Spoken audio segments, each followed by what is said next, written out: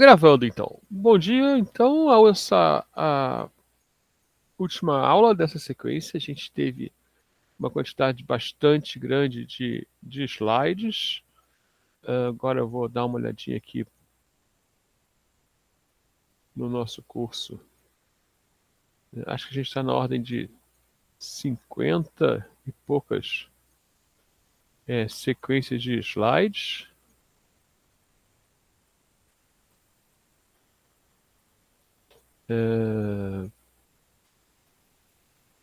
Exatamente. Então, esse é a nossa última sequência. Nós vamos falar hoje de padrões de software, né? E lembrando que quando a gente fala, nesse caso, de padrões, né, estamos falando da tradução de patterns, né, não são standard, não a tradução de standards. As duas coisas são traduzidas para padrão no Brasil, né? Mas os standards também são traduzidos para normas técnicas, né? Então a gente tem a Associação Brasileira de Normas Técnicas, por exemplo. Talvez outra tradução fosse melhor, mas ela não faria essa referência aos padrões, aos patterns, né? E também as traduções não são muito boas. Molde, protótipo, modelo, isso não funciona muito bem. Ok? Então a gente vai ter 95 slides, nós vamos passar por introdução, conceituação, falar de qualidade, falar de linguagens, né? Falar de outros tipos de padrão, além dos padrões de projeto, que são os mais conhecidos, né?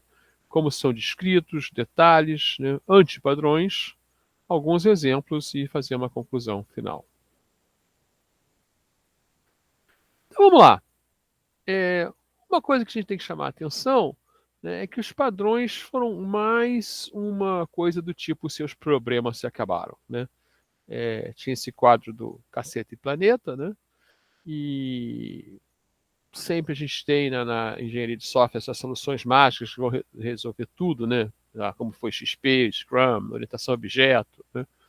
E na final, né, as expectativas são sempre exageradas, mas as que resistem mostram que tem um espaço na solução de problemas e na melhoria das práticas. E os padrões são uma coisa desse tipo. Né? Então, não são seus problemas, né? Seus problemas se acabaram, né? A piada é seus problemas, né?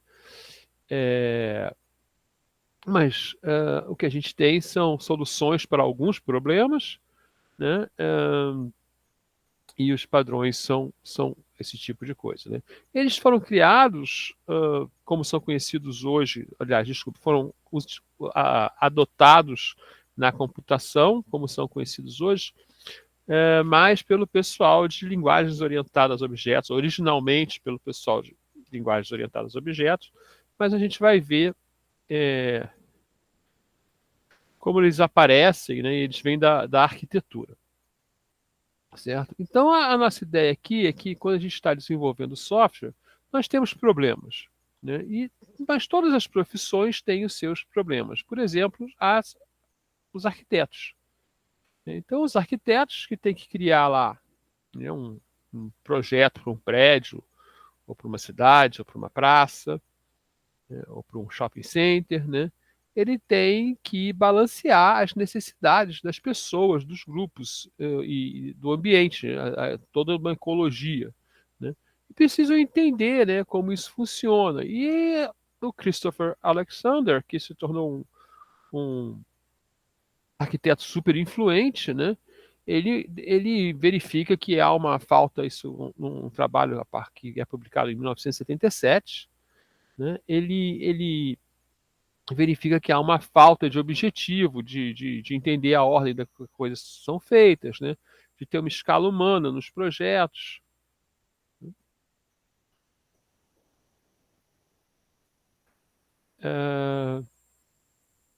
E porque os projetos, na verdade, não se adaptam às necessidades, né? Usam materiais e componentes padronizados insatisfatórios e acabam criando artefatos, ou, no caso dele, ambientes, né? Que as pessoas não gostam. E ele se dedicou a criar um catálogo de soluções de arquitetura que são soluções corretas, né? Então ele acaba usando esse termo padrões, que a gente vai ter uma definição, a gente vai passar por várias definições, né, mais e menos adequadas, mas todas que nos ajudam a elucidar o que é um padrão, né? Então, um padrão é uma solução, um pattern, né, é uma solução recorrente, né, de um problema, né, dentro de um contexto, né? Então, o contexto define a situação onde o padrão pode ser aplicado, né? Olha, estou nessa situação aqui, por exemplo, eu estou dando aula, né, remota para alguns alunos, né, e nós temos um problema, né? O nosso problema é que pode ser que os alunos não tenham acesso à rede em certo momento, né? Por causa da pandemia tiveram que trocar seus horários. E então a gente vai propor uma solução para isso, né? Então a nossa solução, né, o problema então objetivo e restrições que ocorrem no contexto, vamos ficar com o problema principal, né? Não necessariamente o aluno tem acesso à rede de maneira veloz o suficiente para me ver online, e não necessariamente ele vai ter tempo disponível nessa hora por causa de problemas de acesso em casa, né? Compartilhar computadores, né? Necessidade de trabalhar em horários diferentes do curso, né?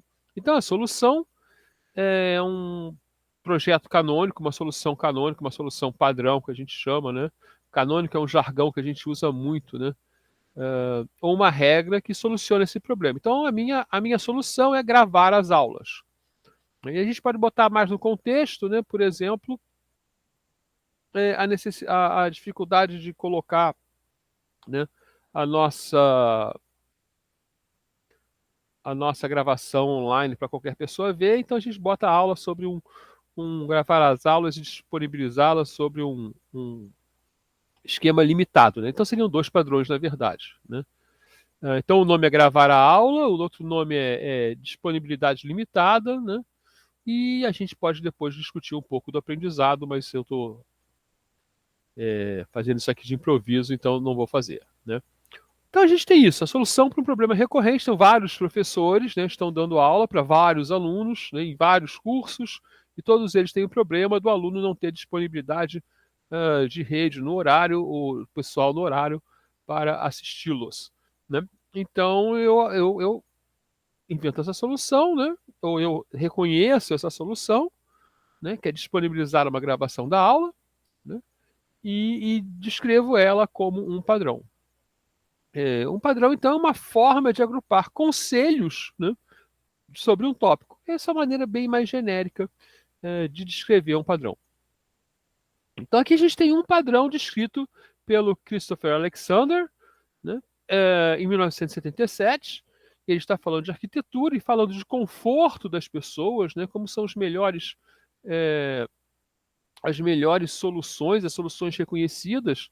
E ele começa, né, de exemplos que a gente pode chamar de muito simples.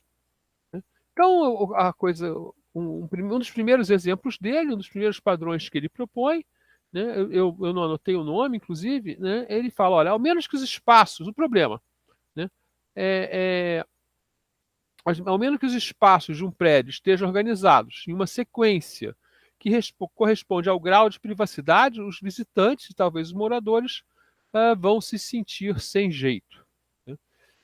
Então ele dá exemplos, inclusive, né, falando que, né, imagina se você botar, se as pessoas entram na casa pelo banheiro, né, e depois lá no fundo que é o salão que é a sala de estar, né?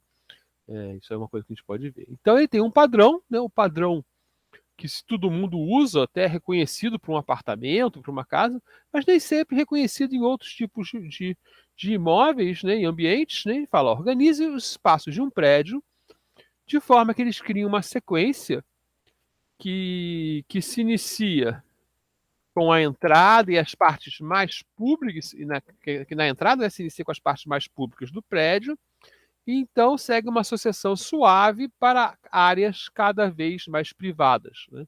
Então a gente vê nesse apartamento uma tentativa de solucionar isso, né? Você tem a sala, a varanda e tem um caminhozinho aqui, né, que mostra as partes mais privadas, os quartos e coisas assim, né? Inclusive em algumas culturas, né, você nem entra na parte da casa privada da pessoa, né? Você só fica, né, como visitante, né, na sala. Você nunca vai ver o quarto da pessoa.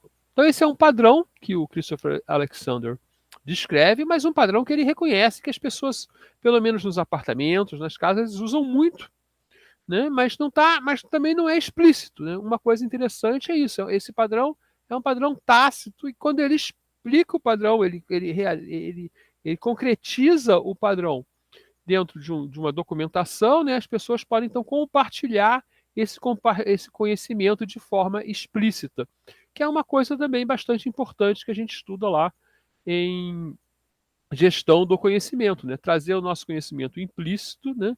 E escrevê-lo e registrá-lo de maneira que ele possa ser compartilhado e discutido.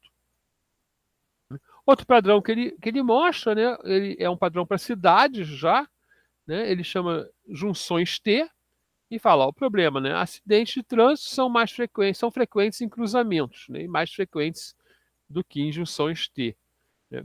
Talvez até a gente possa dizer, né, que o Christopher Alexander, criando os padrões, ele não é tão formal quanto nós somos hoje, mesmo que os padrões sejam informais. Por exemplo, ele já dá a dica da solução aí, né?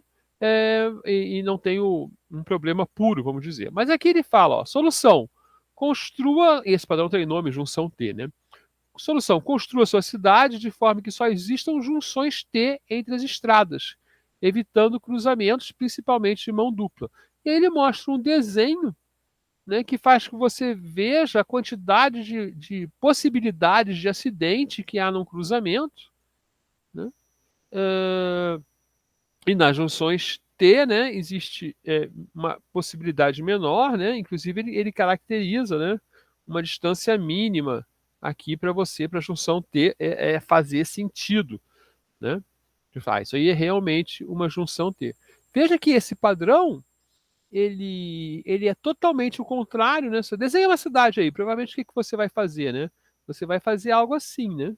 Ah, desenhei uma cidade, eu preciso de quarteirões, então você vai rapidamente desenhar, planejar a sua cidade dessa forma, né?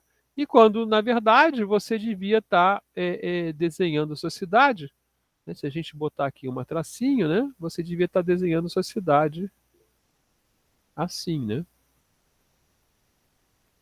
Brasília tem essa característica, né? De parte dela, pelo menos, né? Não ter cruzamentos.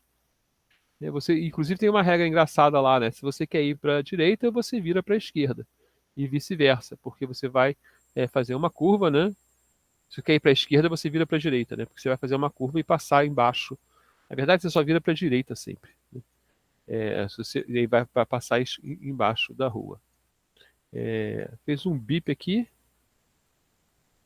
O Daniel acha isso. E tem essa outra solução, né? Que é uma solução que é mais cara porque que é a solução de Brasília, né? Então Brasília foi quase bem pensada, né? Mas você tem essa rua principal, né? Se você quer virar à esquerda, você faz assim e passa por baixo. Há pouco tempo até caiu um desses mini viadutos aí de Brasília, né? Não sei se vocês se lembram. Existem padrões em várias áreas, né? Então, por exemplo, no cinema existe sempre o filme de. Tinha uma época até que era filme de Meg Ryan, né? Que o crítico do Globo falava, né? Sem a Meg Ryan, né? Esse filme de amor tradicional, né? Esse romance, né? Que é homem e mulher se conhecem, homem e mulher se apaixonam, homem e mulher têm problemas em comum, homem e mulher se separam, homem e mulher ficam tristes, homem e mulher se reencontram e homem e mulher acabam juntos e felizes para sempre. Eu não consegui me lembrar de um filme mais moderno, talvez vocês tenham visto You've Got Mail, né? Ou esse famoso aí do Hugh Grant com a Julia Roberts, né? Mas certamente vocês viram Shrek, né?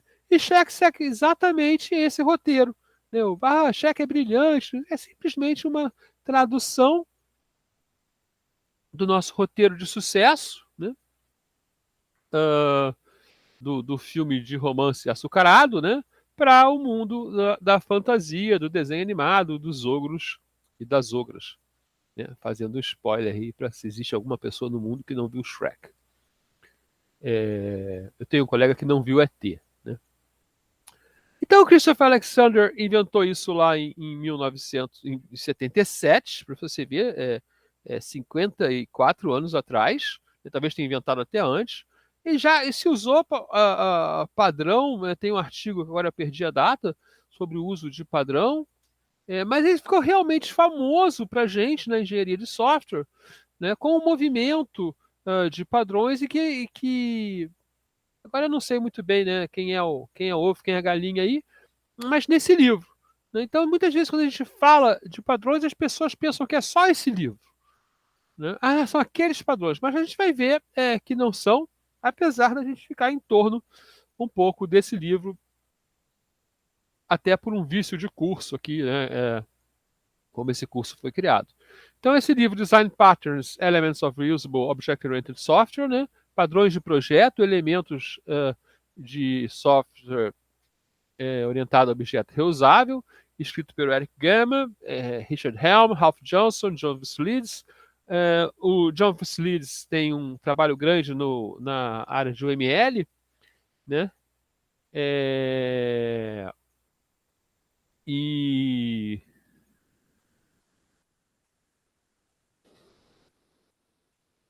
esse livro é conhecido como o livro da Gangue dos Quatro, né? Então, quando você vê na literatura esse Gangue dos Quatro, Goff, né? Também Gang of Four, né? Então o pessoal escreve Goff. Ah, o livro do Goff, né? É, você já sabe que é esse livro. Ah, o famoso livro do Design Patterns do Goff é esse aqui, da Gangue dos Quatro, Gang of Four, né? É outro,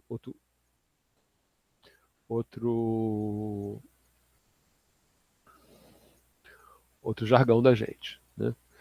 Os padrões do Goff, eles são vários, né? E eles têm algum relacionamento, né? Isso transforma isso, pelo menos, numa família de padrões. A gente vai ver que tem uma denominação para isso, né? Eles são divididos em três grupos que eu esqueci de dividir aqui, né? Mas são esses padrões que são mais fábrica, né? Os padrões de comportamento e os padrões de estruturação, né? É, Agora eu vou pegar o nome deles aqui, né?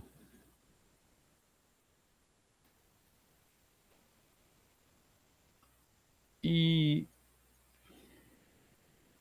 Exatamente. A tradução para o português é criacionais, né? Então, aqueles que são destinados a criar alguma coisa, deixa eu ver se eu consigo separar esse aqui. Os criacionais são esses aqui. Facade não é criacional, não, né? Porque tá um aqui, ó. Os criacionais são esse aqui, ó. O Builder, o Abstract Factory, o Singleton, que é o padrão mais fácil, né, de entender, né, o Factory Method, né, o Prototype está em algum lugar aqui, né, 1, 2, 3, 4, 5, 1, 2, 3, 4, 5, ok. Os padrões, desculpe, os padrões estruturais, né, que demonstram uma estrutura do seu programa, né, o decorador, vou marcar aqui, decorador, estruturais, o proxy, não se relaciona diretamente, né? O flyweight, né? O facade, que é muito comum de ser usado, né? O composites também é muito comum, o bridge e o adapter, esse também é bastante comum, né? Achei o adapter aqui. E os comportamentais, que tem uma visão mais dinâmica, né? Que são os outros, eu nem vou marcar, porque são os próximos, né? E também são com C, né? Ok. E aí, se você está se preparando para um concurso, né, vai cair padrões de projeto, aí é isso aqui. Vocês têm que saber como todos esses padrões funcionam, né, e onde servem. Então, aqui a gente vai mostrar um simples de entender, que é o Observer, né? O Observer tem como contexto dele, né, a questão de você ter que ver o valor de um objeto, né, uma propriedade de um objeto em muitos lugares ao mesmo tempo, né? Por exemplo, você quer ver uma planilha, né? Você quer ver aquele valor como um ponto num gráfico, né? E também como um valor numa célula da planilha, né? E ele é chamado em vários outros lugares daquela planilha, né? Então, você pode criar esse padrão, né, onde você tem o observado e o observador, né, ou no caso que ele fala um subject. Né? Então, nesse caso aqui, é o seguinte, o subject, né, ele anota todo mundo que observa ele. Né? Então, você tem lá no livro, você no desenho do livro, ele está errado. Ó. Engraçado, né? Eu percebi agora. No subject, que é observado, você tem funções genéricas, né? Onde você cola o observador, né? E, e a cada mudança num objeto genérico, né? Um objeto específico que segue esse padrão, então herda da classe, né? Você vai avisar todos os observadores que ele tem que dar um update no valor dele. E Observer é uma classe dedicada à visualização ou ao uso de valores, né? Quando ele recebe uma mensagem update, né, ele vai trocar o seu próprio estado. Tá? Então aqui a gente tem uma visão estática, né, do software, das classes que deveriam ser usadas para implementar esse padrão. Né? E ele tem uma intenção. Qual é a intenção? E aí a gente tem outro modelo, que é o modelo da Gang of Four, que fala de intenção e motivação, né? E não de contexto, problema e solução, né? Que é o padrão do Christopher Alexander. Né? Então, o problema é definir uma relação de dependência de um para muitos, de forma que um objeto, quando muda de estado, todos os objetos que dependem dele são notificados e podem se atualizar automaticamente. Quer dizer, não precisa nem ser uma visualização. Né? Como eu falei, pode ser cada célula de uma planilha, né, tem que avisar todas as células que usam ela na fórmula. Né? Motivação: particionar o sistema em uma coleção de classes cooperativas, né, torna necessário manter a consistência entre elas, né, e você diminui o acoplamento, aumentando a reusabilidade. Então, aí no caso, por exemplo, né, o observado, né, o sujeito que é observado, ele não precisa saber nada de como é feita como mostra o valor, né? E o observador também só precisa observar o que ele deseja, e só precisa ter conhecimento de como pegar o estado atual daquele sujeito, né? Para atualizar, inclusive, a perspectiva do estado atual, né? Daquele sujeito, porque você pode ter um objeto lá que tem por exemplo, um ponto, né? Um objeto pode ser um carro que está viajando numa estrada, então ele tem posição XY, mas ele também tem velocidade, né? E aceleração. E no objeto carro você tem velocidade e aceleração, mas se o seu observador vai só mostrá-lo no mapa, né? Você não precisa saber, você precisa saber só a posição XY, né? E se você vai calcular se ele pode ter um acidente com outro carro, você já precisa saber outras coisas. É. Um exemplo do Observer é seu uso, né, interface com o usuário. Né? Então você tem lá um objeto que tem os valores A, B e C, né? E aí ele aparece em várias janelas do seu software. Né? Numa janela ele aparece como uma tabela, numa janela aparece como um gráfico, na outra janela ele aparece como uma torta, né? Um gráfico de torta, e todos eles se cadastram, né? No sujeito, e quando se mudar algum valor aqui, ele vai avisar para os outros. Olha, e ele não avisa como valor, não. Isso aí desacopla também, né? Ele fala, olha, eu mudei. Então essa é a solução correta do padrão Observer. Né? Eu mudei, aí quem quiser vem aqui e pergunta como eu mudei. Tá? Inclusive, algo que não está aparecendo, que sabe que não está aparecendo, pode não perguntar e só invalidar o seu estado, por exemplo. Né? E mais tarde, quando falarem que ele agora tem que aparecer, ele vai perguntar todos os valores. Então eu posso fazer um late, né?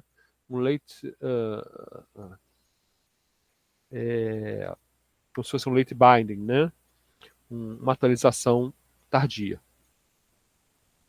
A gente pode mostrar o comportamento dinâmico também, com outro gráfico da UML aqui, né? Que infelizmente nós não tivemos tempo de discutir esse tipo de gráfico, mas ele é razoavelmente fácil de entender, né? Eu tenho um sujeito e um observador que já são concretos, então eu estou usando as classes genéricas para implementar as funções, né? O observador pode mudar o estado né, do nosso observado, né, porque a função da interface é alterar o estado do nosso modelo, né? Como ele teve o estado alterado, ele vai chamar o notify, né? E o notify vai avisar que os outros precisam dar um update, né? Olha, Concrete Observer, você tem que me dar um update em mim e o Another Concrete Observer tem que dar um update em mim também, né? E aqui ele vai lá, então ele pega o estado e se atualiza, e o outro pega o estado e se atualiza também, né? Ok. Então, essa é a maneira de implementar. Consequências. Tem um acoplamento no nível abstrato, né? Você não precisa saber todas essas funções, como a gente viu aqui, voltando aqui um pouquinho, né? Voltando no nosso modelo, né? Você percebe que, inclusive, há um errinho aqui no nosso diagrama lá, eles erraram também, né? Mas você vê que esse objeto, o objeto dessa classe, ele não implementa a função notify, então o acoplamento entre o sujeito e o observador estão no nível abstrato, né? E não no nível concreto, né? Ou parte desse acoplamento, né? Tem o suporte para você fazer broadcast, né? Você pode colocar isso também, por exemplo, usando uma fila, né? No Windows há vocês não sabem talvez, mas no Windows você tem tudo que você faz no Windows passa por uma fila única que todo mundo pode escutar, né? Que diz o seguinte, ó, houve, por exemplo, o do clique é o mais interessante, houve um clique nessa posição da tela, né? E então tem todo para cada. E antigamente, como você programava o Windows, você tinha que pegar o clique, né, que estava naquela posição da tela, ver se você era responsável por aquela posição, né, várias coisas. Hoje em dia, com os pacotes de programação são mais completos, né, você já recebe o clique no botão para você. Mas lá no iniciozinho tem um cara que viu qual era a área do botão, onde o botão estava e coisas assim. Então, broadcast pode ser isso, né? Você faz um broadcast para uma central, né? E quem quiser escuta lá, né? É, tem o impacto, né? De se tiver muita atualização, toda hora, né, vai ter esse cascadeamento para os observadores, né? E também tem o problema de saber, você não sabe o que foi mudado, né? Quando você recebe lá o seu aviso, ó, eu mudei, você não sabe o que foi mudado, porque está lá na classe abstrata essa caracteriza. Então você pode perguntar, pode não ter mudado nada que você está interessado. Então tem algumas desvantagens condicionais que podem indicar que você deve buscar uma outra solução. Ok, então a gente tem um padrão aqui razoavelmente descrito, né? São páginas e mais páginas do livro, né? Do padrão Observer, que é um padrão muito interessante, né? Eu considero assim para o meu aprendizado, os principais foram o Observer e o Decorator, né? Alguns a gente mais ou menos já faz sempre, né? E outros são mais difíceis de precisar usar. Ok, então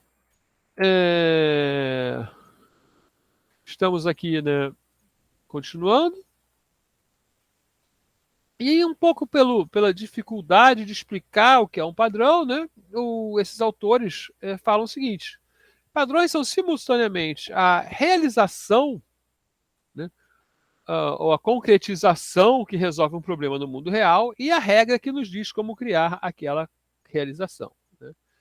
E, novamente, ele fala, são regras que têm três partes básicas que expressam a relação entre um contexto particular, né, onde você vai ter um problema e a sua solução. Então, essas coisas se relacionam e a gente vai ver que isso aparece em várias formas de descrever padrão, né? Mais uma definição, né, é uma abstração de uma configuração estrutural recorrente que resolve um problema, né? Falando que padrão, nesse caso aqui, né, leva a arquitetura, leva a nossa programação, é a forma de construir, né? Por isso que é configuração estrutural. Então, como que eu vou montar, né, a minha arquitetura até, né? E daqui a pouco a gente vai falar um pouquinho disso. Contribuindo ao todo, né, de um sistema, né, refletindo alguma estética ou cultura também, né? Até noções, né, que permitem que a gente faça as coisas de maneira mais compreensível. Os próprios if, then else, né, e while e o for são padrões que a gente colocou nas linguagens de programação, né? Eles não são absolutamente necessários.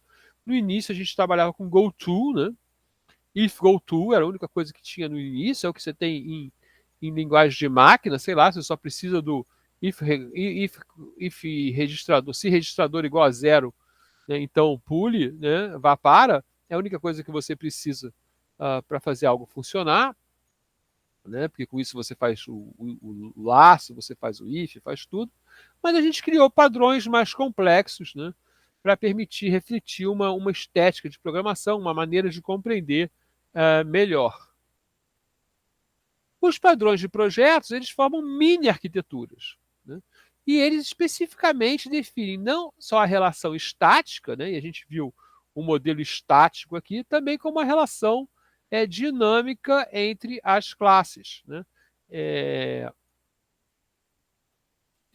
eu, por exemplo, aqui, não sei se esse Notify devia voltar logo, né? Não, ele chama, roda, ele chama a si mesmo, Notify, e o Notify chama o update, chama o update. Talvez o que devesse aqui é ter outra linha de vida aqui, acho que seria correto. Provavelmente seria melhor ter uma dupla linha de vida aqui, porque o objeto está chamando ele mesmo, né? Para mostrar que o Notify está vivo. E a gente quer estudar por quê? Primeiro, olha, estudar padrões ajuda a gente a compreender a área, né? E quais são as maneiras corretas de fazer as coisas, né? O fato que você conhece, ou tá, né? Não precisa conhecer profundamente, mas você sabe que o padrão existe, né? E sabe que aquele conjunto de padrões existem, aquele conjunto de padrões existem, você acaba vendo é, também como construir outras coisas da maneira mais correta, né? Então, uma ideia também é essa coisa do padrão, né, que você resolve uma vez ali, e aí você vende, verifica, ou você aprende que aquele tipo de problema ele aparece várias vezes. Então, você aprende não só o que é, mas como deve ser utilizado, né? A verdade é que eles capturam práticas estabelecidas de sucesso. Esses aí que a gente tem no livro do Goff, né? São super conhecidos hoje em dia, mas não eram, né? E eles vão formando uma cultura das pessoas que trabalham com aqueles padrões, né? E que possam a compartilhar esses padrões e propor outros, né? Então, uma das nossas referências é um site que agora ele está congelado, mas foi um wiki, né? E foi um wiki muito famoso na área de programação, que é o C2Wiki, né? Onde você tem havia toda uma discussão de como eram feitos os padrões. Mas você pode imaginar, né, hoje em dia, um site como Stack Overflow, né, trazendo padrões de soluções. Então, quando você chega lá, você faz uma pergunta, né, e um grupo de pessoas responde, né, e você vê uma tendência de migrar para uma solução melhor, né? Então, os padrões nos ajudam a resolver esses problemas de projeto, que são formas recorrentes, né? Uma maneira de pensar a roda. Eles dão soluções práticas, certo? E, principalmente, eles evitam que a gente reinvente a roda para os nossos problemas, principalmente que reinvente a roda de maneira mal feita, né? Inclusive, é importante entender, né, todas as forças envolvidas em um padrão, né, e as consequências que ele vai trazer, porque pode ser que em algum momento você tenha realmente que reinventar a roda ou buscar um outro padrão semelhante para resolver o mesmo problema, né? Por exemplo, o padrão flyweight, né, ele só faz sentido em ambientes muito pesados, né? Então, onde você não pode ficar repetindo o objeto, senão você vai ficar com uma miríade de objetos, então você tem esse padrão que trata o objeto de maneira mais leve, né? Então, pode ser aplicado em diferentes situações. A gente tem aqui, né, padrões de projeto, padrões de arquitetura, né, padrões de desenvolvimento. A gente tem esse livro, Patterns for Effective Use Case, né, que é um livro muito interessante sobre como trabalhar com casos de uso, né? E ele tem vários padrões, uns bons, outros não tão bons, né? Assim, no sentido, uns bem bolados, outros são meio óbvios, né? Outros dão muito trabalho, né? mas o livro é bem interessante. E é uma quantidade muito grande de padrões para um assunto razoavelmente pequeno. Você também tem forma de organizar e documentar suas soluções, claro. Né? Uma coisa muito importante é essa, como você documenta as suas soluções para que elas possam ser repetidas. E tem a questão da busca do QAM, né? QAM, né? Que alguns autores falam, ficou bem na moda em certa época, né? E a gente já falou até de QAM aqui. O que é QAM, né? QAM é a qualidade que não tem um nome. Né? Se não me engano, vem de um livro que é a arte. Acho que isso foi falado pela primeira vez.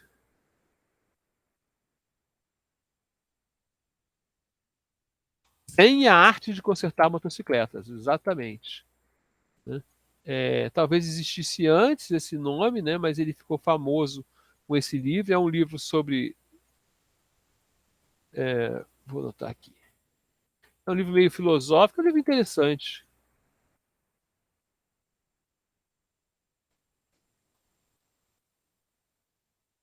É um livro bem famoso. Tá? Deixa eu ver se eu pego autores aqui.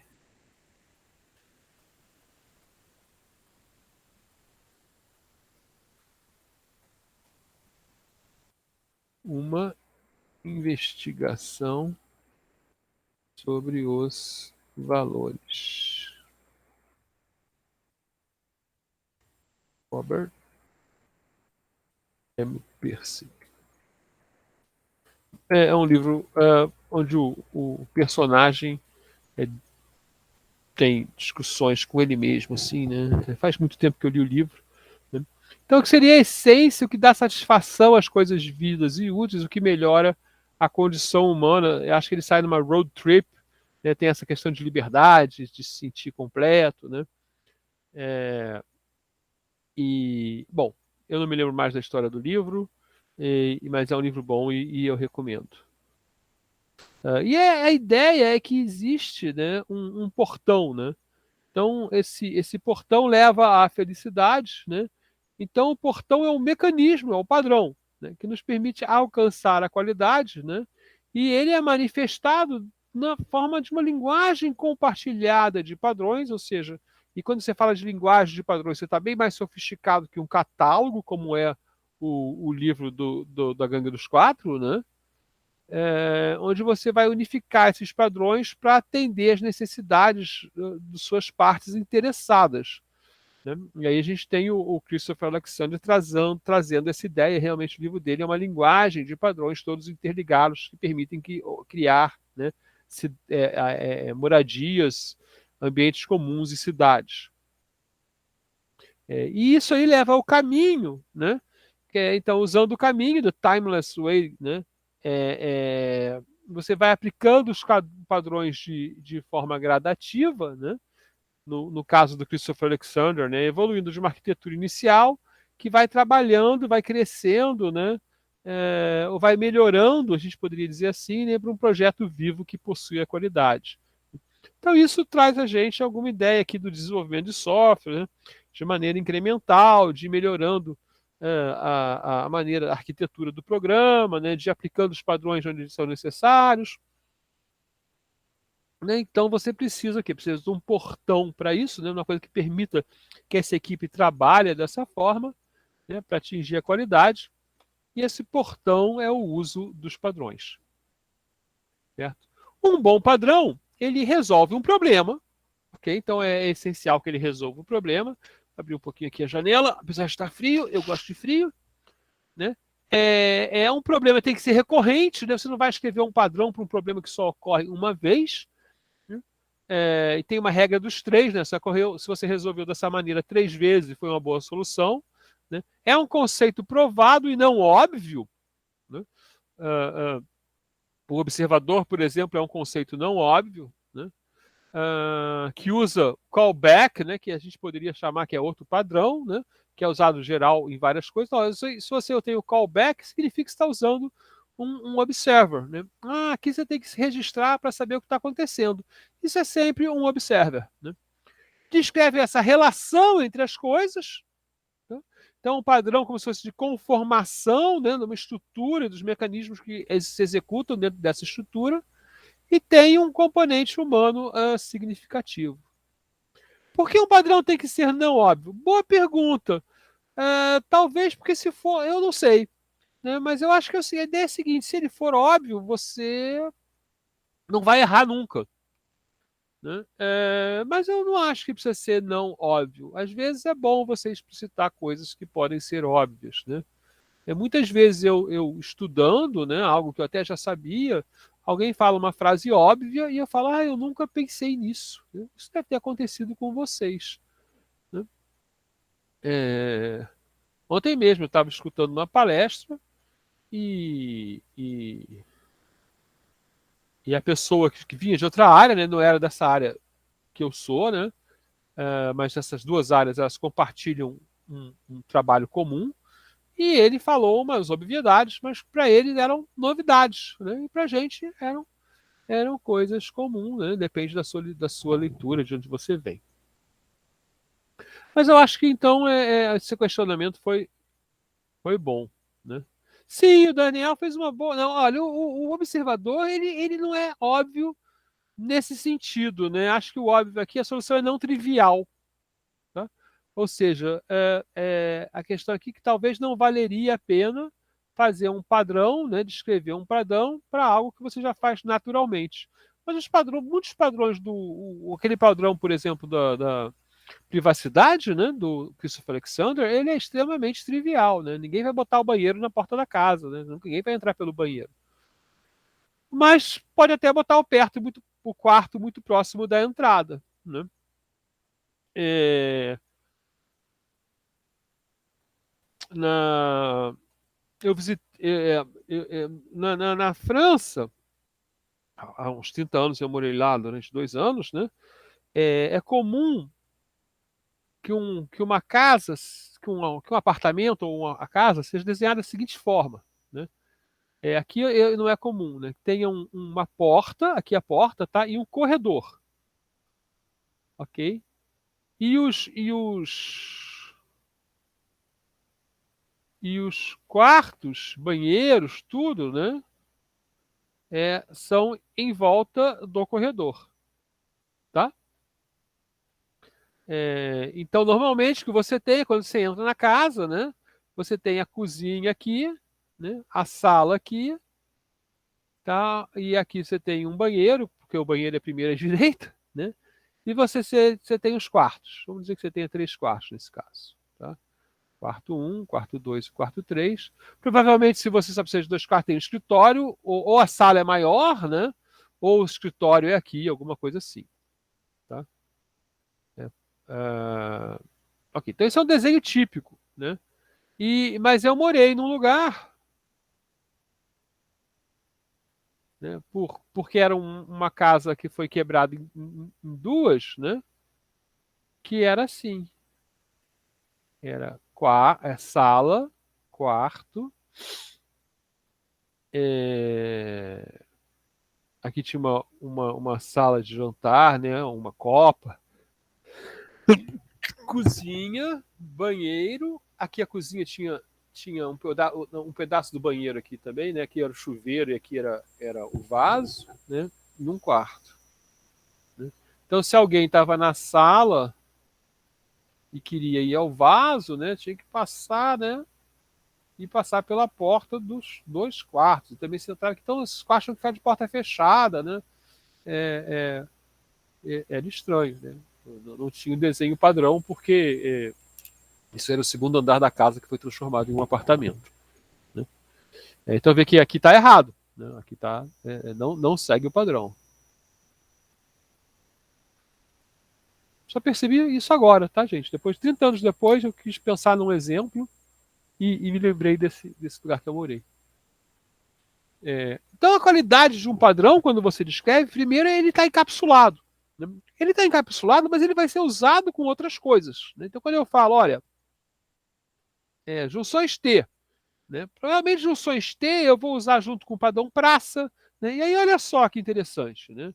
Se eu usar o padrão junção T com o padrão praça, né? não é muito bom, né? Vamos supor que eu use o junção T, opa, desculpa aqui, sem esse aqui, tá? Com padrão praça, tá? Então as minhas ruas são assim, né? Ora, eu não quero, né? O que que eu não quero? Eu não quero que um carro entre aqui é a praça. Eu não quero que haja um acidente do carro entrar pela praça. Não quero esse acidente. Estou inventando aqui, tá? Então, talvez o padrão junção T ele não seja adequado, né? Eu aplicar se o trânsito vem nessa direção para a praça, né? Então, aí o que eu faço? Eu não sei, né? Será que eu tenho que todas as ruas saírem da praça? Eu posso fazer um padrão lá. Vou escrever um padrão. Ó, se eu tenho uma praça, né, nenhuma coisa pode entrar em direção dentro da praça, né? Se você quer sair da praça, né, você não pode, né? Você tem que sair da praça, né, só nessas direções aqui. Até nas duas direções. Eu posso inventar outro padrão de segurança das crianças que brincam na praça. Tá? E aí talvez o padrão T não seja adequado, ou eu vá fazer duas ruas seguidas serem à direita em um dos lados, né? Porque eu não quero que as pessoas, as ruas que dão na praça, eu não quero que batam na praça. Ele tem que ser abstrato, de certa forma, para poder ser reaplicado em várias situações reais, né? O padrão observador, por exemplo, talvez eu possa implantar o padrão numa empresa, né? Vamos supor que eu sou. A gente tem aqui, né? Eu quero. Como é que a gente faz o observador aqui, né? Eu tenho uma lista da turma, né?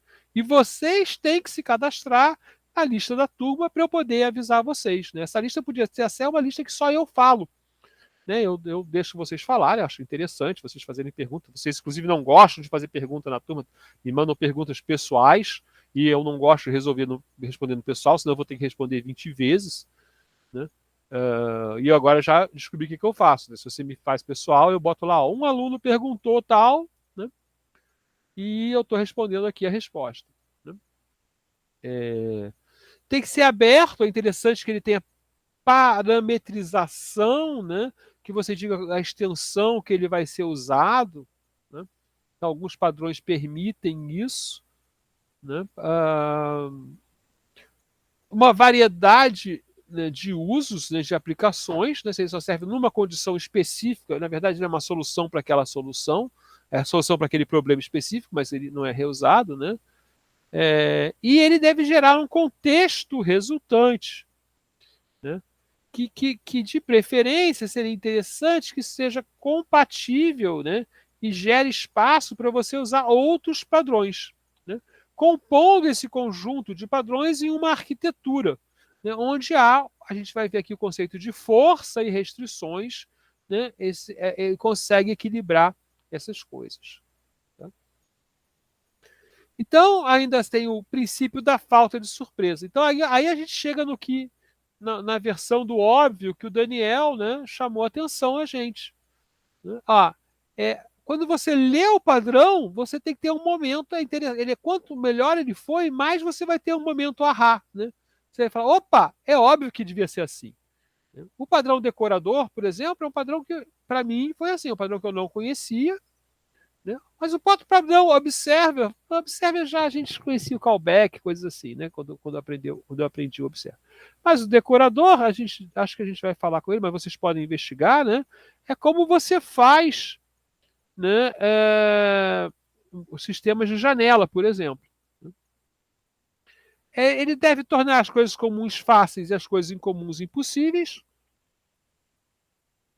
É, desculpe, as coisas incomuns possíveis, né, são soluções boas.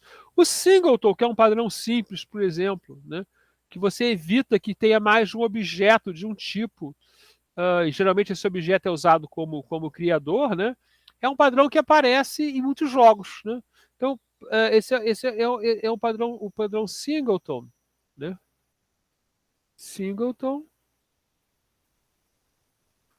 como controlador central, né?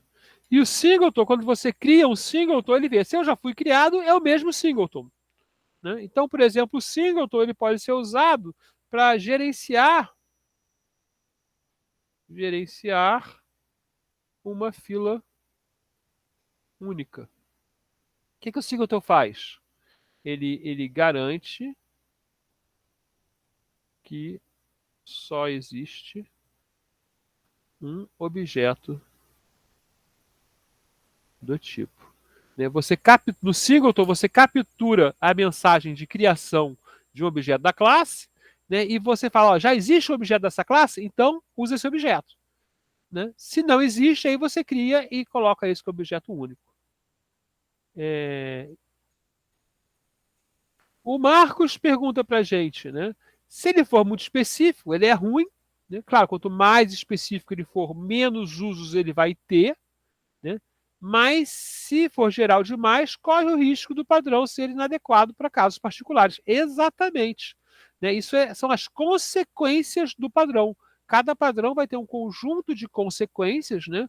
Ou seja, ele transporta a gente de um contexto onde há um problema e leva a gente para outro contexto onde podem existir outros problemas, certo? É muito usado uma lei de isolamento, né? Na programação, vocês podem procurar isso, lei de Demeter, né? Eu não tenho certeza como pronuncia. Né? Não fale com estranhos, ou seja, só precisa falar o mínimo necessário com os outros patrões. Né? É interessante que o padrão seja mínimo, no sentido que você não pode tirar mais nada. Né? Ah, esse padrão aqui, então cada padrão só deve fazer uma coisa, né? Por isso que quando eu estava lá falando, eu tenho aqui o padrão. Gente, qual foi o padrão que eu falei? E depois eu falei, pode fazer mais uma coisa, né, no começo da aula. Eu falei, mas aí seria outro padrão. Sim, gravar aula. Gravar aula é um padrão. Distribuição limitada da aula é outro padrão. Né? Gravar a aula com distribuição limitada, ele não é mínimo. Então eu não consigo construir, né, então eu só falava, você só pode reutilizar os dois. Não é isso que eu quero. Eu quero ter uma linguagem, né, que permita. Então, por exemplo, eu posso aqui rapidamente, né, tentar criar uma pequena linguagem de padrões. Né? Vamos botar aqui, ó. Pequena linguagem de padrões. Aula remota. Pandemia. Então, como seria essa pequena linguagem? Né? Vocês podem me ajudar aí se tiverem alguma sugestão. Eu só vou trocar aqui o formato do meu slide. Né? Então eu vou aqui eu vou dizer, olha, a primeira coisa, né? Eu tenho aqui, ó, gravar aula, se relaciona com distribuição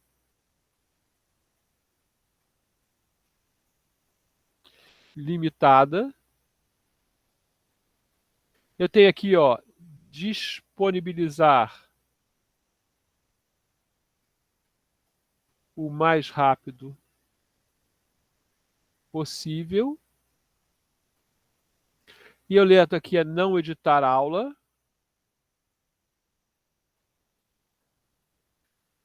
Que é um padrão estranho. Né? Então, né, isso aqui eu vou marcar aqui, né? Eu vou botar aqui a minha caveirinha. Porque ele é um padrão estranho. E vou botar interrogações aqui, né? Vou colocar aqui, ó, gravações curtas. E essas coisas se relacionam. Né? Mas olha só, distribuição limitada e radiações com gravações curtas, eles não se relacionam. Né? Mas não editar aulas se relaciona com disponibilizar o mais rápido possível. Né? Não sei se vocês têm alguma sugestão de alguma coisa que vocês queiram colocar. O Jorge pergunta como saber se ele é mínimo. Se você encontrar uma situação que você quer usar só um pedaço dele, provavelmente ele não é mínimo. Né? Então você só sabe que é mínimo questionando realmente. Você pode dividir em 2, né? Ele não é mínimo. Eu acho que tem ideia de mínimo. Se você tirar qualquer coisa do padrão, ele perde o sentido desse funcionar. Bom. É exatamente isso que a gente se propôs nessa pergunta. Né? Não pode tirar mais nada. Né? Eu gosto muito dessa frase aqui, né? Que ela ficou reforçada no método XP. Né? O mais simples que funciona. Né? Porque não pode ser o mais simples, tem que ser o mais simples que funciona. Né? E no caso da programação, principalmente, esse isomorfismo entre a abstração, né, e as classes que você usa. Né? É importante, aí, ligando a nossa minimalidade também, né, que eles sejam independentes e ortogonais. Né? Então, aqui, ó, né, gravar aula é independente de distribuição limitada? Bem, na verdade, não. Né? Se não gravar, não tem como distribuir. Né? Gravar aula é como tudo começa. Né?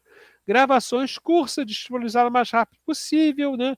Aí eu posso botar um aqui, ó, slides comentados.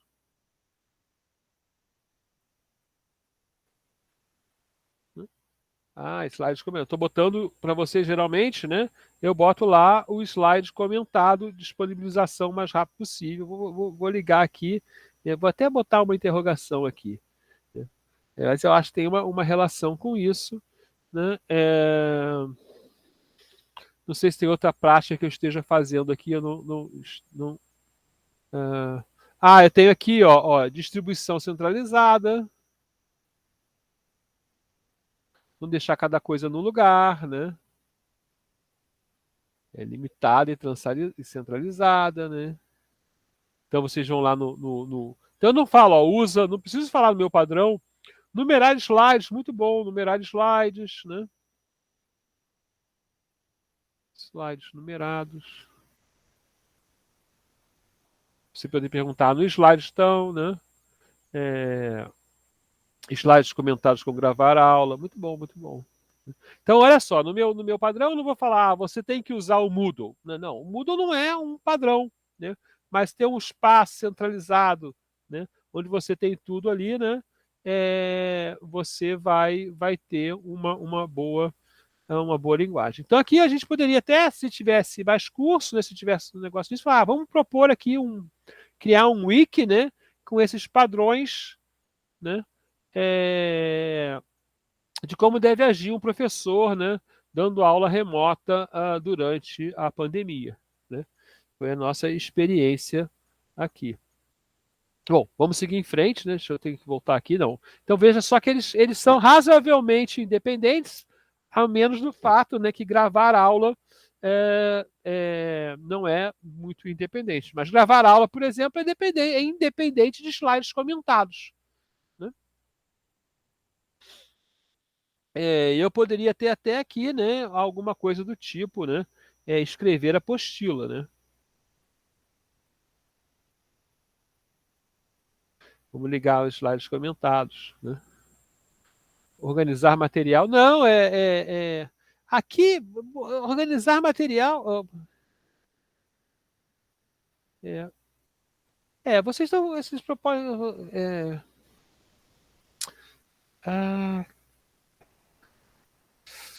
ok, vou anotar aqui porque eu gostei das sugestões, mas não sei ainda como categorizar aulas.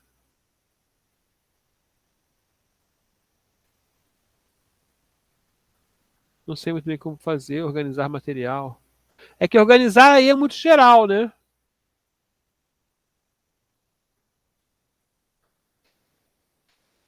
Organizar é muito geral. Bom, vamos em frente, depois a gente pode criar mais categorizar é bem melhor que organizar, né? Vamos em frente, ficou legal. Então, um padrão sozinho, né, é uma andorinha, né? Uma andorinha só não faz verão, lembrem do ditado. Né? Então, os padrões eles formam um vocabulário, né? E eles criam uma linguagem. Então, hoje em dia, quando você está num ambiente de programação que usa, por exemplo, uma arquitetura, as pessoas falam no padrão. Ah, você tem que usar o front-end. Esquece do front-end controller. Olha, para isso aí você faz um facade. Né? Para que isso aqui você faz um. A gente implementou um cache já. O cache a gente pode tratar o cache como um padrão. Né? Então ele tem um vocabulário comum, né? E eles são relacionados por uma linguagem, tá? Criando um corpo de conhecimento que resolve problemas recorrentes. Né? Criando o quê? Essa linguagem compartilhada. Né? Essa linguagem compartilhada, no nosso caso de software, é basicamente uma arquitetura ou um conjunto é um grafo, né, como já vi alguns de vocês gostam, né? É um grafo que contém vários elementos que podem ser selecionados para mostrar uma arquitetura, certo? Então, é verdade, o uso de padrões pode criar uma cultura que é muito mais que a tecnologia que os implementa. Né? Então, tem esse diferencial é muito grande. Quando eu aprendo que é um observer, eu posso utilizar esse contexto do observer, né, em qualquer tecnologia e até em coisas não tecnológicas, né, como um modo de trabalhar, né, entre as pessoas. Né? Eu até vou botar ali, ó. Vou botar ali, voltei aqui, porque a gente tem a nossa primeira linguagem, a gente tem um canal de comunicação, né? Reserva. Né? A gente tem o canal de comunicação reserva, né? Que é o nosso WhatsApp, por exemplo. Né? Aulas, eu posso chamar aqui de aulas online, que são gravadas, mas elas exigem um canal de comunicação reserva.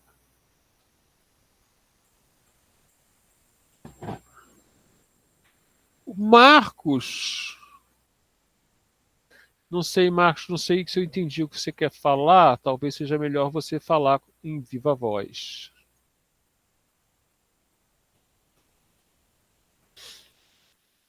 Você pode Então, fazer.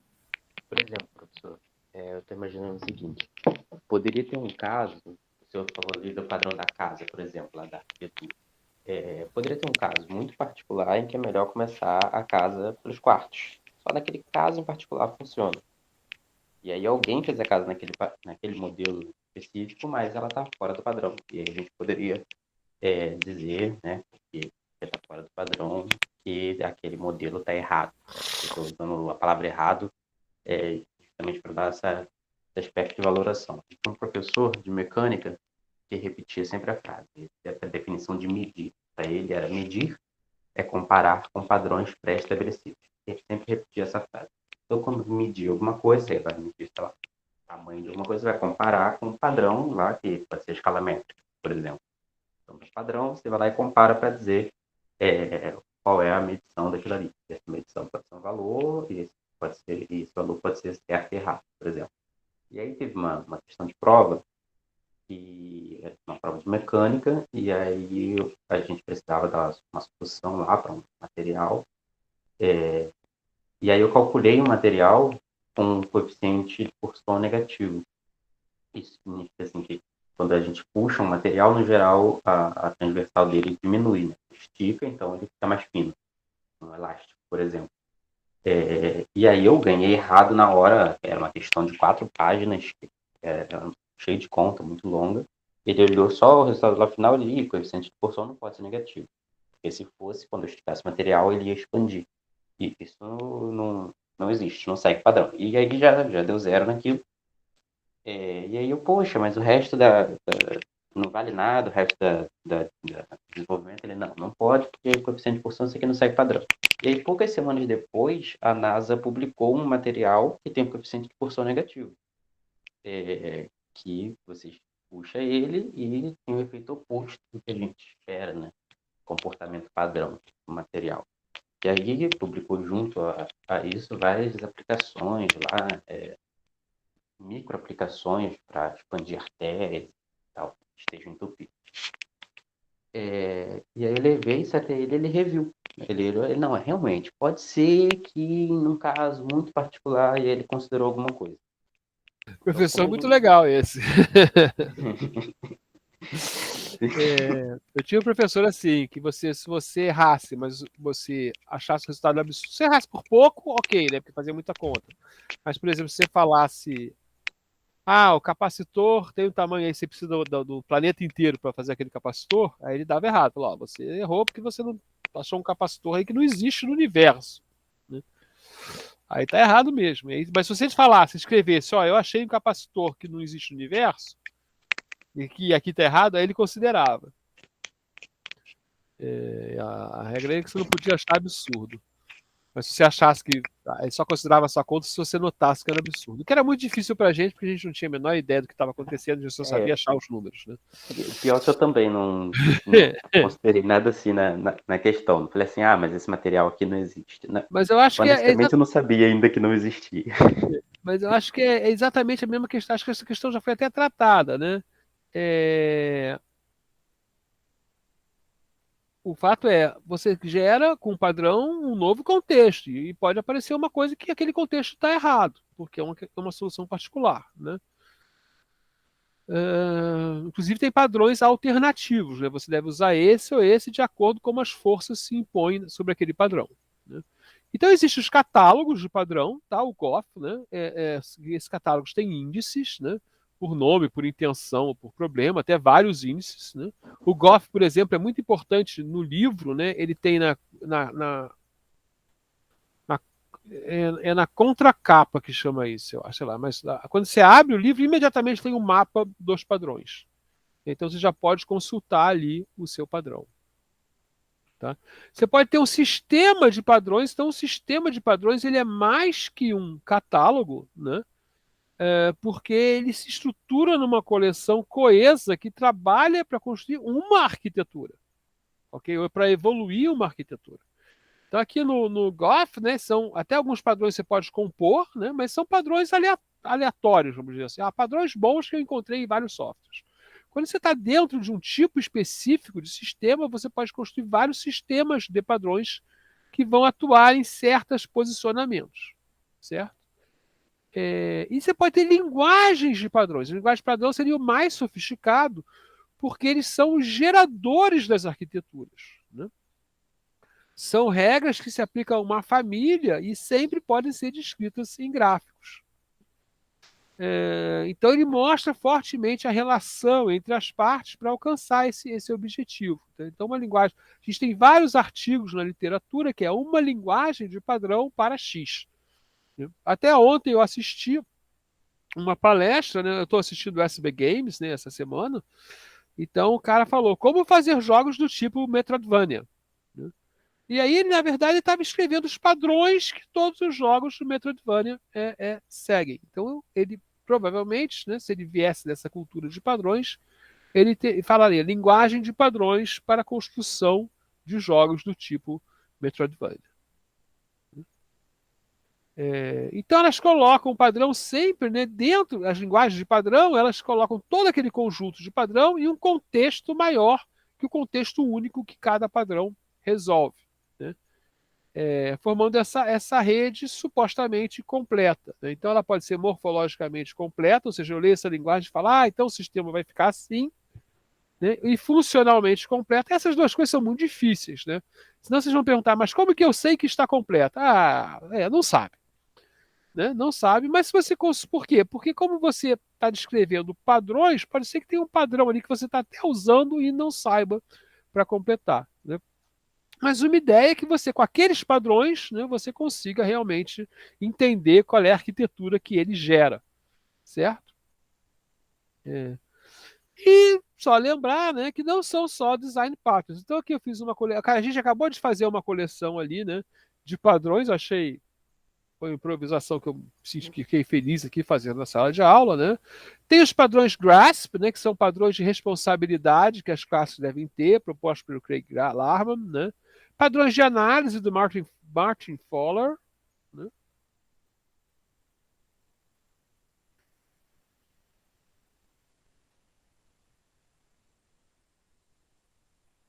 Martin Fowler, né, que falam de organizações e responsabilidades, por exemplo, para comércio, né? E no C2 Wiki lá, né, tem vários conjuntos de padrões, por exemplo, Crossing Chasms, que são padrões para conectar bancos de dados, a conectar um software para se conectar a bancos de dados, inclusive são vários padrões alternativos, né? Ou os padrões organizacionais, que eles tentaram construir tipo um livro e no final ficou só o Wiki, né? Então, nos padrões organizacionais, eles têm uma lista lá, né? Change of Setting, Container Building, Doormat, Expert in Earshot. Né? Eu vou falar de dois aqui, né? Um é o Change of Setting, né, do David Hooker. Então, o problema é que você está naquele problema lá trabalhando. Isso aí vocês fazem provavelmente muito, né? Esse padrão também é tomar um cafezinho, né, que não pode ser chamado aqui no Brasil. Né? É legal ter nomes, né, como papagaio, papagaio no ombro, né, papagaio de pirata, que é aquela coisa de você explicar o problema para outra pessoa enquanto você está programando. Né? Então, no Change of Set é isso. Se você está num problema que não consegue evoluir, né? Se você está num pequeno grupo ali parado, tal, porque está sentado naquela mesa trabalhando, não consegue, então, vamos parar, né? E vamos para um contexto mais relaxado, né? Para esquecer um pouco o problema, né? Criar uma nova atmosfera, né? Criar um ambiente criativo, né? Podia chamar, por exemplo, tomar um chopp. Né? A gente podia chamar isso aí. Vamos tomar um chopp. Não precisa ser um chopp, pode só sair para dar uma volta, né? Sentar ali na cafeteria, né? Sentar no cafezinho. É uma coisa que a gente faz de vez em quando. Né? Para mudar o contexto, isso aí mudar o contexto que você está. Né? O outro aqui que ele tem, né, é o Containment Building. Né? A ideia é aquele Containment Building, né, que fizeram em algumas usinas atômicas que tiveram problema, né? Construir um prédio ao redor que contenha radiação. Isso foi feito, por exemplo, em Chernobyl e em 3 Mile Island. Né? Então, o problema é um projeto está falhando e é muito visível, né? Isso vai causar um problema, né? Então, o que você faz? Antes, quando o projeto vai ser destruído, né? E as pessoas estão na confusão, você pega esse projeto e como você tem que fazer esse projeto, você coloca ele dentro de um projeto maior, né? Troca o nome dele, né? E deixa ele viver num espaço mais fechado com um projeto ao redor dele, né? Que diminui a pressão sobre ele. Tá? Então, aí é uma maneira de trabalhar. Quem propõe isso é o Don Olson. Tem discussões, tem coisas interessantes. Se vocês forem no C2 Wiki, né, vocês vão ver. Certo?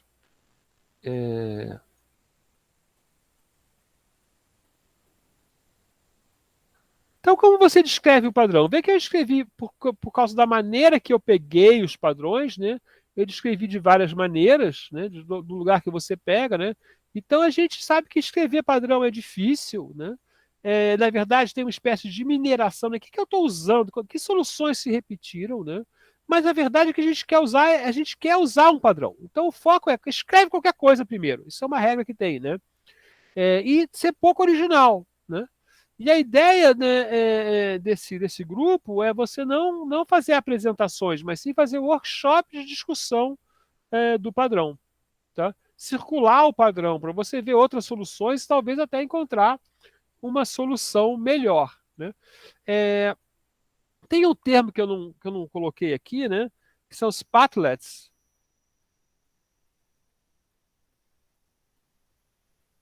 que são mini padrões. Tá? Então, tinha que ter uma coisa assim menor que um padrão. Né? Depois a gente procura um Padlet aqui. Deixa eu ver se eu encontro um.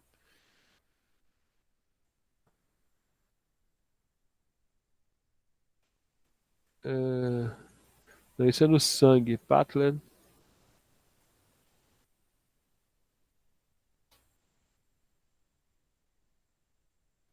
Não.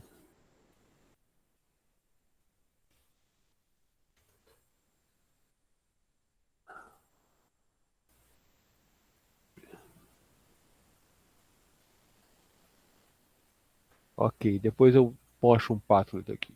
Então, você, quando escreve o padrão, é bom que você escolha uma lista das coisas que você aprendeu em uma área. Então, a gente escolheu aqui, né? Vamos falar de como fazer aulas durante a pandemia, né? Escrever cada item como uma solução, a gente fez isso, e agora teria que escrever os padrões, né? organizá-los em sessões e escrever uma introdução. Então, a gente poderia ver aqui, né? Eu devia ter guardado o número daquele slides, 30 e alguma coisa. Podia falar, olha só, então eu tenho aqui a seção dos slides, né? A seção das gravações, né? Que vão mostrar a minha linguagem de padrão. Ok.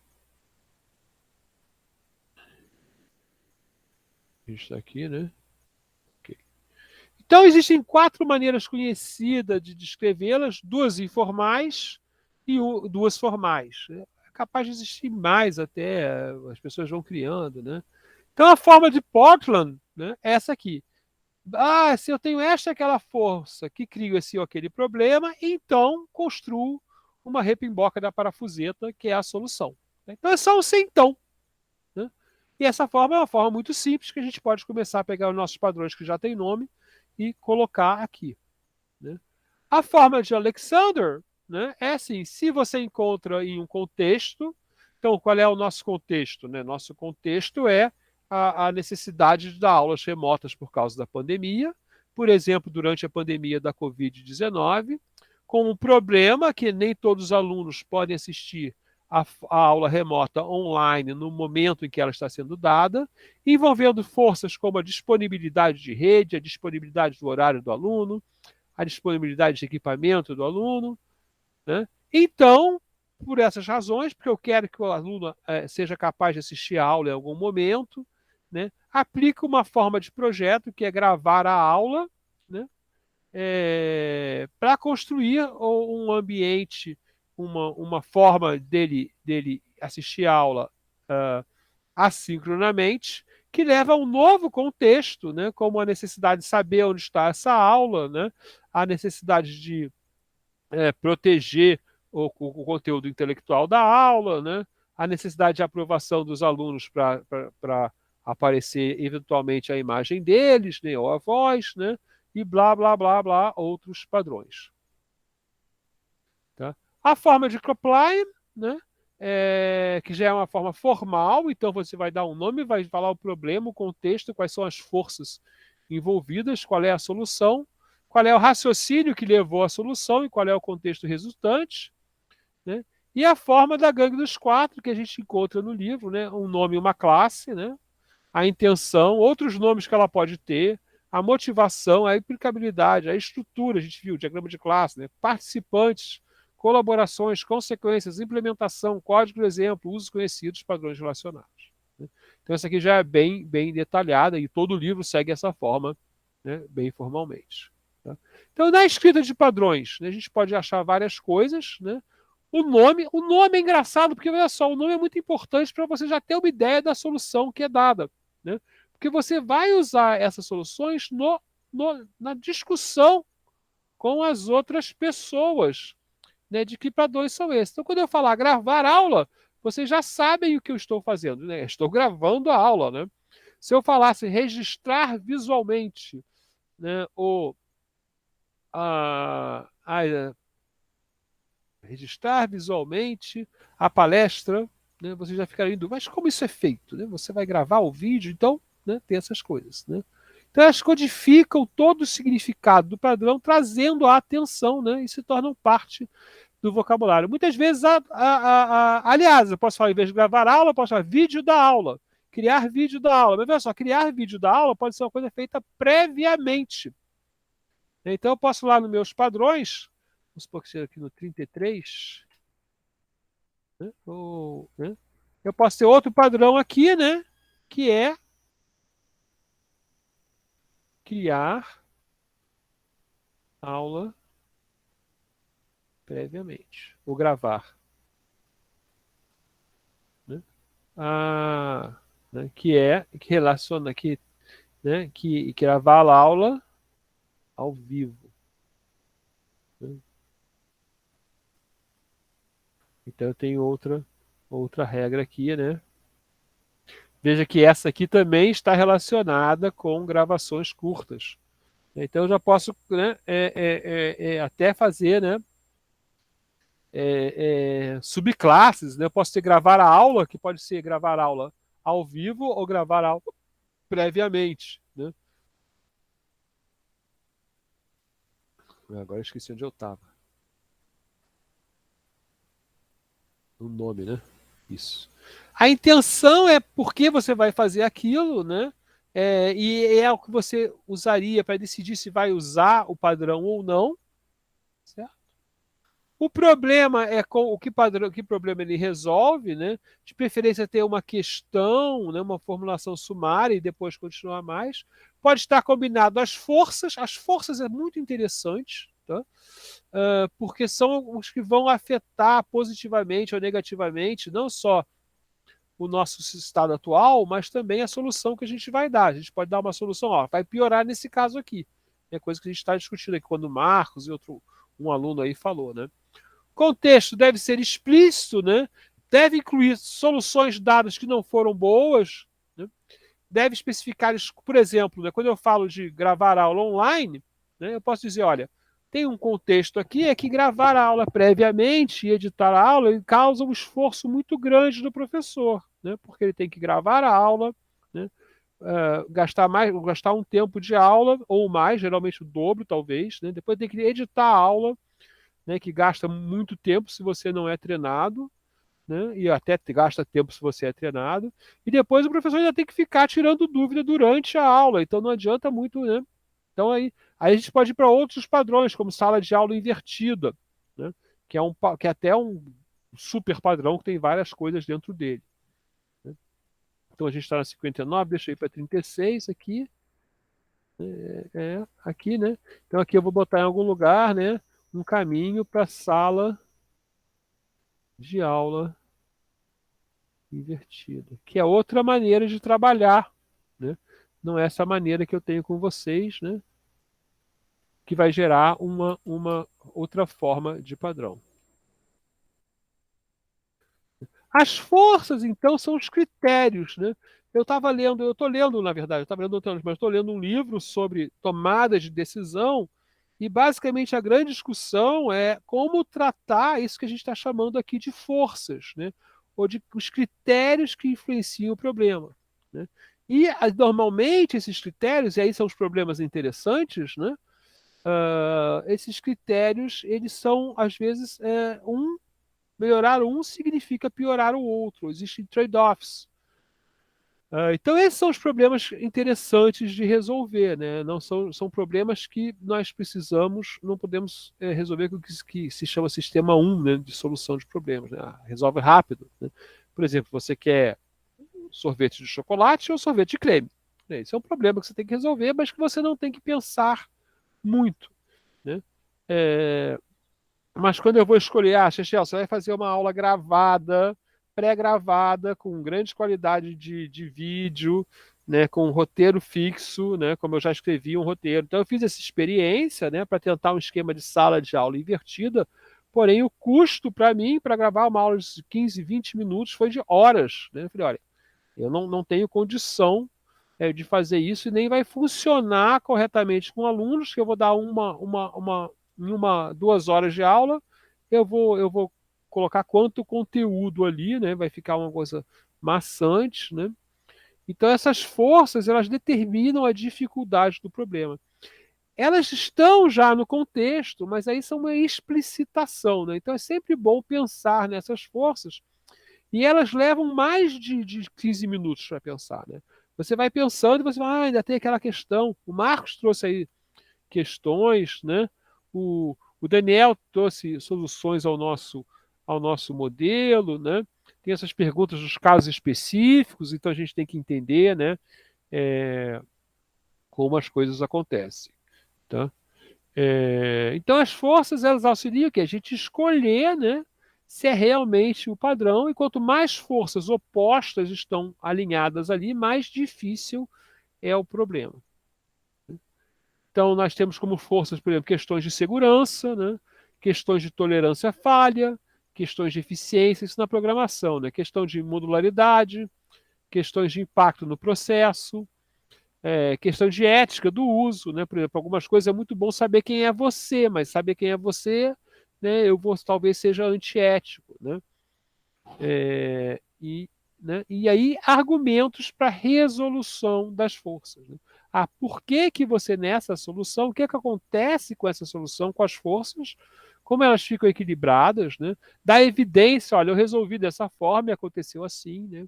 Impacto do desempenho, por exemplo. Muitas dessas soluções, por exemplo, o Observer, né? Se você só tem dois observadores sempre, né? Seu problema é muito fechadinho, talvez ele não seja adequado, né? Porque ou talvez se você tenha muitas opções e todo mundo vai ficar, né, cada observer só observa um parâmetro, né? Então a gente não sabe, né? Aquela coisa, olha, pode ser que exista um caso específico que o observer não seja uma boa solução, né? Porque, por exemplo, vou ter que implementar em assembler, né? Então talvez eu tenha um observer com interrupções em vez de callback, né? Então tem coisas que podem acontecer ali de certa maneira, né? Com implementações independentes, né?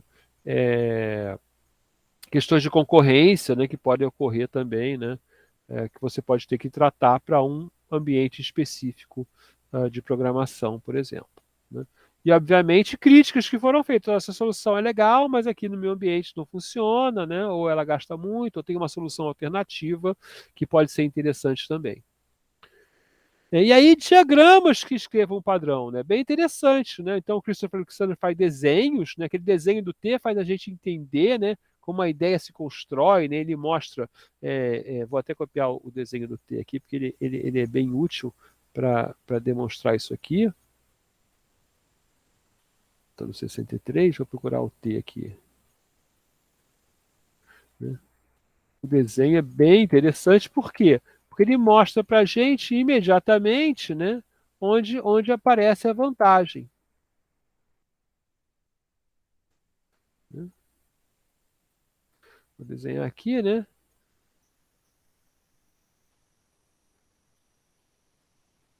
Muitos cruzamentos, mais chance de acidente. Muitos cruzamentos, né? Por exemplo, na Inglaterra tem outra solução, que é quando você chega numa junção, né? Eles têm uma rotunda, né?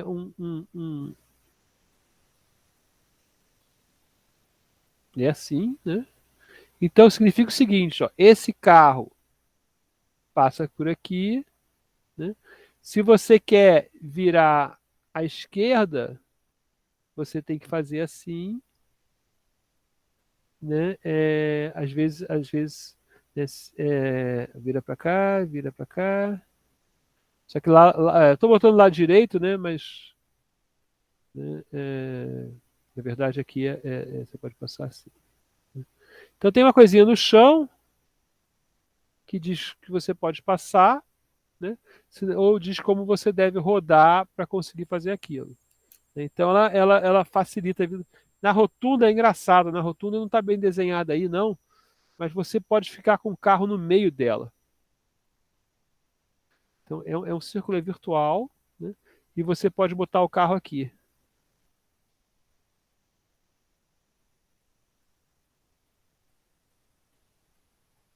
Então o carro vem para cá, né? Para aqui, espera o outro passar e segue em frente. O contexto resultante, aí, ó, você tem aquelas forças lá, você resolveu com a sua solução, e reequilibrou as forças e pode aparecer novos problemas, tá? E aí também, ó, e agora que eu já usei esse padrão, eu posso usar outros padrões para fazer coisas relacionadas, certo? Ok, então a gente tem esse trabalho e a gente tem também os antipadrões, né? Então os antipadrões sumiram aqui, o meu desenho sumiu, foi lá para trás, vou botar isso aqui para frente. Ih, gente, espera aí, o que está acontecendo aqui?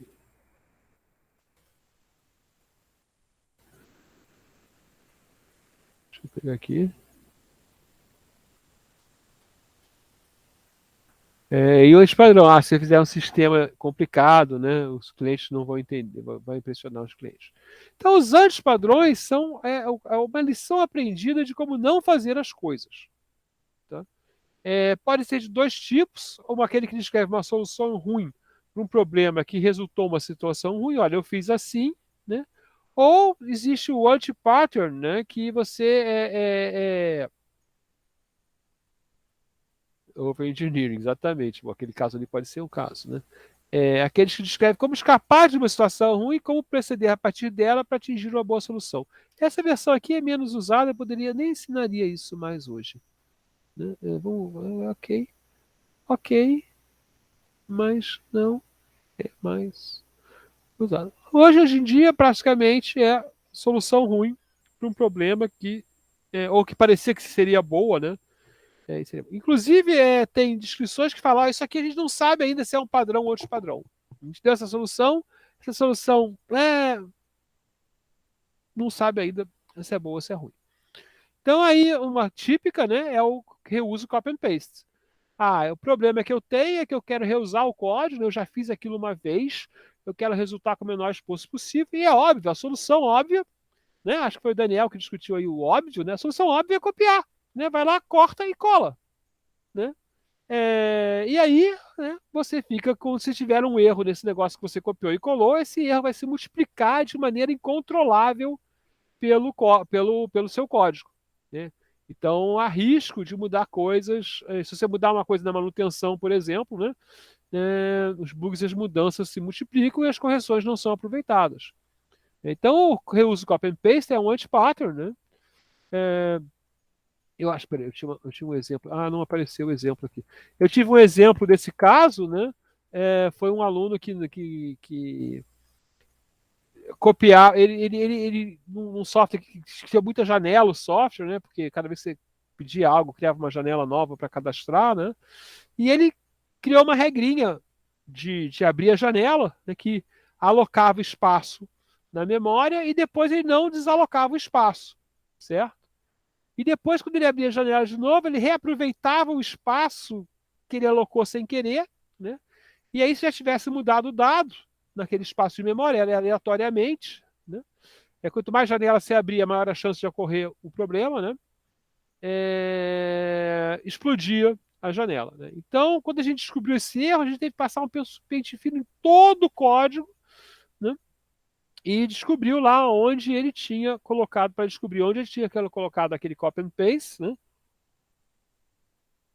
Para corrigir. Né? Deu um trabalho desgraçado, apesar de ter sido uma felicidade, né? Porque a gente tinha um erro aleatório, que a gente não entendia como acontecia, aí um dia, porque a janela saía do ar, a gente não sabia em que método estava, aí um dia tentando debugar, alguém percebeu esse erro. Né?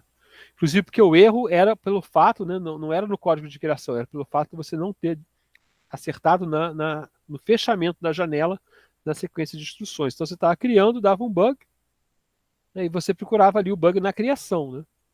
E aí não era no fechamento. Existem antipadrões de comportamento, por exemplo, paletó na cadeira, né? Furar a fila, né? Tomar café, acabar o café e você não botar naquelas cafeteiras merita, né, que você faz automaticamente ali, né? Não botar o café para fazer, então o próximo vai tomar café e não tem café, e aí vai demorar 15 minutos para ele tomar café. Né?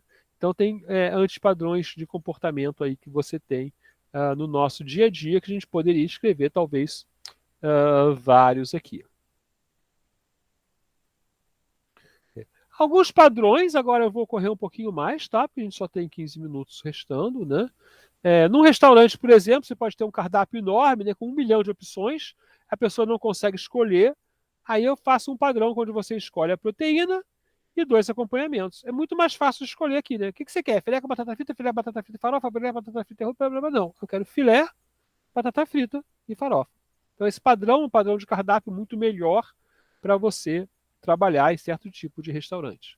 Né? Para o cliente, em vez de olhar 400 pratos, né, ele vai escolher um entre 7 e 2 entre 8. Né? Na manutenção, é só colocar tirar e colocar uma coisa e não 200 coisas. Imagina, né? Você falar, não consigo mais fazer, não quero mais fazer ovos. né? Ovos estraga, chega frio, o cliente reclama, aí você tem que sair em todo o cardápio procurando ovos fritos, né? Não vai encontrar, pode deixar passar um, né? Então aqui não, aqui você vai lá na lista, manutenção, muito mais fácil. Em computação, sim, esse aqui é o decorator, exatamente, né? É como você faz um sistema de janelas, né? Ah, ah, e a regra é a seguinte: você tem componentes, né? Ah, e um tipo de componente são os decoradores, tá? E o componente, quando recebe uma mensagem, sempre passa para os decoradores, né? Para ver se eles se sempre passa para os outros que se eles têm que fazer alguma coisa, tá?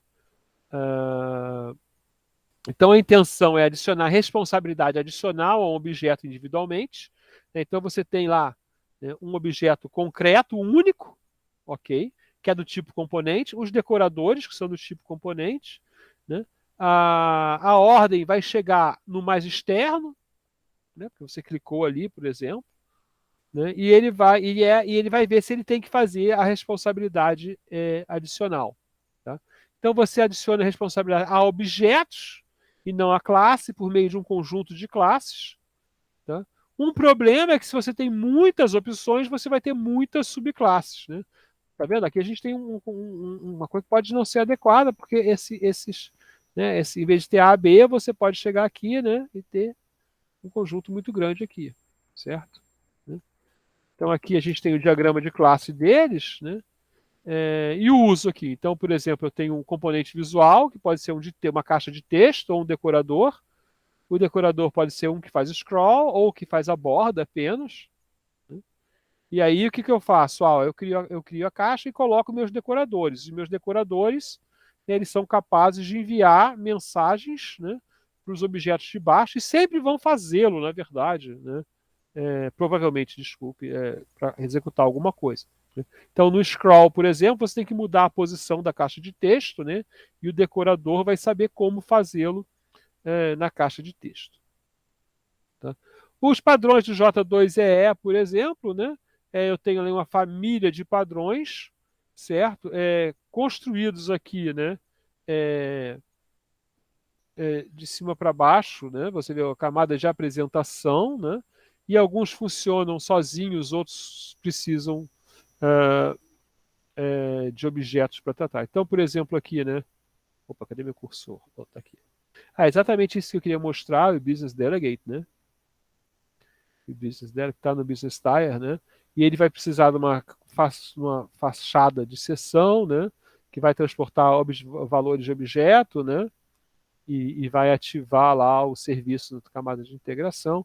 Então, o front controller, por exemplo, é quem recebe e diz quem recebe o clique, vamos dizer assim, né, e diz o que vai acontecer, né?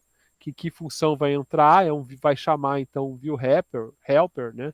Que é quem vai ajudar a construir a tela, né? Esse view helper, por exemplo, pode ser uma visão composta. Então você tem vários padrões que você vai usar de certa maneira. Esses padrões, né?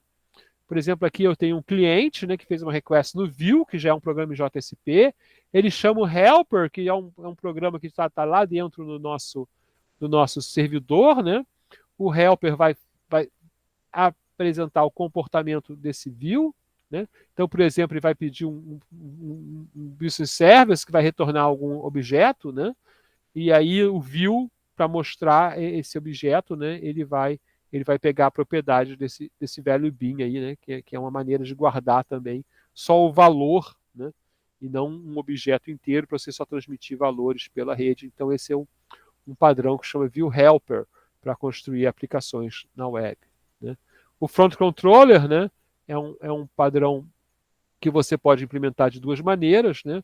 Mas o cliente envia os requests para o controller, esse controller pode ser implementado como um servlet ou como um JSP, e ele diz, se eu recebi esse chamado, né, eu devo mandar para até para aquele view helper, por exemplo, né, responder. Né? Então eu tenho aqui, né, o cliente pede para o controller, esse aqui implementou até um dispatcher, né? O dispatcher forward, falar, então se eu recebi essa mensagem, incluir cliente, né? eu vou mandar um request para o view que vai mostrar o formulário de incluir cliente, né? E aí, quando você dá os dados para inclusão, né, você vai ativar lá o helper para processar aquela inclusão. Né? Aí tem outros exemplos do mesmo padrão, que é o Business Delegate, né, que finge que sabe fazer alguma coisa, né, mas na verdade é só também uma espécie de front-end. Né? Esses padrões, então, tem um erro aí de visualização, tá? Eles permitem que você constrói uma arquitetura. Então, se eu tiver um filtro de intercepção, que está aqui, ele chama o front controller, né, que vai chamar o view helper, que pode exigir uma composite view, né, e vai exigir um business delegate, que vai saber como fazer o processo de negócio, né, mas para isso ele vai ter que achar os serviços com o service locator, né. Então nós temos toda uma arquitetura criada a partir de pequenos padrões que se comportam e interagem com outros padrões. Né? Então aqui no caso do J2EE, né, isso aqui é menos um catálogo e mais uma linguagem de padrões, porque ele na verdade, gera mais de uma arquitetura se eu quero ou não quero utilizar essas coisas. Né? O front controller, por exemplo, é usado em muitas arquiteturas, né? Já o business delegate nem tanto. Né? O session facade também é muito usado e coisas assim vão acontecer, certo? O padrão GRASP, que a gente falou lá, são 9 padrões típicos para classes, né? Criador, especialista na informação, ter baixa complemento e alta coesão, controlador e coisas assim, vocês podem procurar porque vão melhorar a sua programação, né? Sua capacidade de programação com orientação a objeto. Né? Tem padrões, tem um livro aqui, né, que é padrões de busca de recuperação da informação. O melhor resultado primeiro. Desculpe.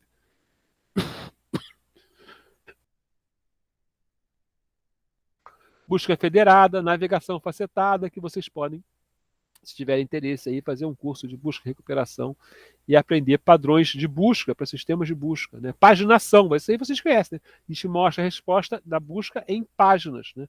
Para não mostrar 10 mil respostas de uma vez só e demorar anos. Né? Eu procurei um padrão aí, né? Controlar o tamanho da página, né? O que você quer 10, quer 20 respostas, quanto você quer. Então, concluindo, né? Os padrões são uma forma de relatar, na verdade, registrar o que você aprendeu com os acertos, né? E aprender com os acertos dos outros. Né? Para criar um padrão exige uma certa maturidade, uma discussão, é sempre uma boa discussão. Eles podem ser usados aí em várias coisas. A gente teve essa oportunidade aí de criar rapidamente uma linguagem de padrões para como dar aula durante a pandemia. Né? Acabamos a aula, acabamos o curso. Né? Tem muitos livros sobre design patterns, né? Recomendo. Esse livro aqui é novo, tá? A segunda edição, né? Esse aqui. E esse aqui é novo também, deve ser como é do Capers Jones, que é um autor famoso, é provável que esse livro tenha um impacto. Né? Ele é de 2021 e é capaz dele ter um impacto razoável. Né? Mas nós temos vários livros de padrões. Né? Temos aqui, né, padrões já para nível um pouquinho mais alto na arquitetura, padrões J2EE, várias descrições dele. Agora nós temos o padrão JEE, né? Um pouquinho diferente. Né? Tem o livro aqui de como tratar os anti-patterns, né, que é um livro interessante. Padrões de UML, né? Então a gente tem várias coisas aí para trabalhar. Né? A maior parte dessas slides eu ainda não consegui completar a bibliografia, eu fiz muito tempo atrás, não colocava a bibliografia, botava só no slide, de vez em quando eu botava de onde tirei, mas o negócio sumiu. Então a maior parte das slides vem desses livros aí, e a gente tem aqui o link para os dois. Eles eram muito importantes no passado, agora estão meio congelados, mas 2 wikis muito importantes nesse trabalho. Tá? Então a gente tem aqui, para fechar a nossa gravação. Ok.